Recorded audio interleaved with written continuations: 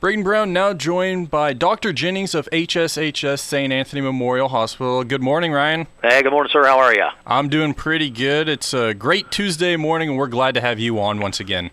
Well, I wish I was here to do something fun. I was hoping when we wrapped up these interviews a while ago, then maybe the books would be closed on this part of our history. But unfortunately, I think the tail of the tape here is saying that we're seeing a lot more activity, and thought maybe it was time to get back out there and talk to some folks.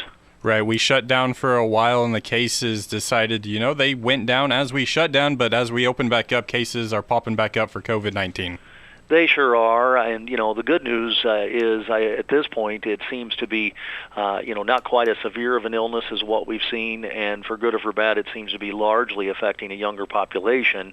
I think that actually, to your comment, reflects those are the folks that have been more likely to kind of get out and start going around and resuming life as usual. And I think a lot of the elderly population continues to be extremely cautious, appropriately so. So a little bit of good news that it's not necessarily bringing a lot of people that require hospitalization, but unfortunately it means that we are seeing more cases within the community, and with that, the potential for serious outbreaks. So we'll kind of see how it goes. Right, and testing is one of the big things, right? If you aren't tested, you don't know if you have the disease or the illness.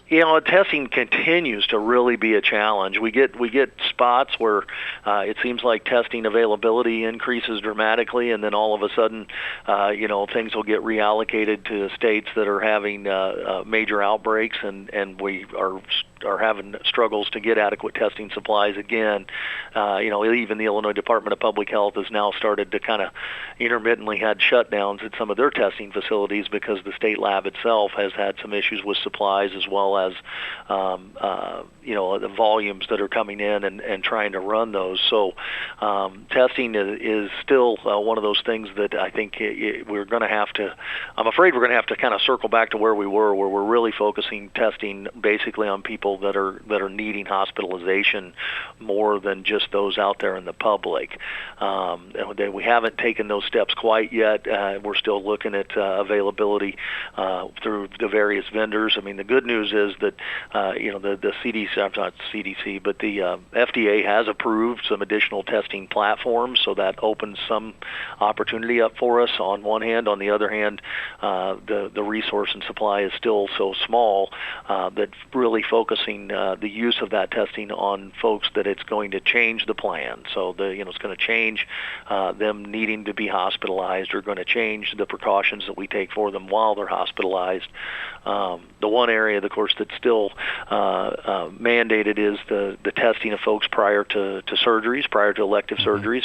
Lots of good reasons for that. We know that patients, even if they're asymptomatic but have the disease, have a very hard time with anesthesia and recovery from surgery. So good reasons for doing it, but obviously put some strain on the resources as well. But thrilled that folks are coming back, thrilled that folks are able to get the care that they need, and that we've been able to develop processes across our hospitals that make care safe, because that's really been a concern, and we, just like many other businesses, are trying to figure out how to get back to operating as close to normal, but do that in a way that's safe. And if, when an employee tests positive, right, someone tests positive, obviously they should quarantine for the 14 days. But what should the employer do as, you have an employee that does test positive?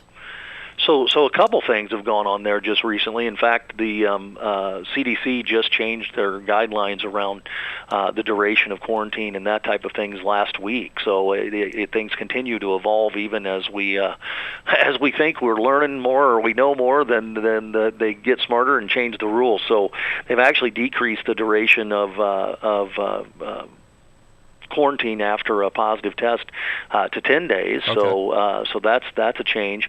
They also changed the duration of being without fever. So one of the requirements was that someone be without fever for 3 days without using Tylenol, ibuprofen, that type of stuff. They've actually now cut that to 24 hours, and then just improvement of whatever symptom the person had. So of course some folks are asymptomatic, so then they're talking about 10 days from the time of a positive test. So so some changes there that do allow return to work a little bit sooner than what we had before. But we've had a lot of businesses with phone calls kind of struggling because they had a worker that tested positive, and so what should they be doing within their environment? And of course, the big thing there is continuing to do all those things that we've talked about around hand washing, cleaning common surfaces, those types of things. So making sure that their area is clean, and for those workers, the continuing to evaluate how big of a potential exposure it was. So if folks are very close together for more than about 20 minutes or so, that's considered a significant contact, and so that's the types of conversations that the health department then can help provide guidance on whether or not those folks should self-quarantine also. Fortunately, most casual contact situations, where a customer came in, did their thing, and left, you're not likely to have a significant exposure at that point that would require self-quarantine. The other big element is whether or not folks were wearing a mask. Right. And of course, the masks have had lots of conversation regionally, and every day new evidence keeps emerging, and new studies are being published about the efficacy of masks. And there clearly seems to be significant benefit as far as the risk of me spreading it to you. So if I'm symptomatic or asymptomatic, but if I have the disease and I'm wearing a mask, I am much less likely to give that disease to you.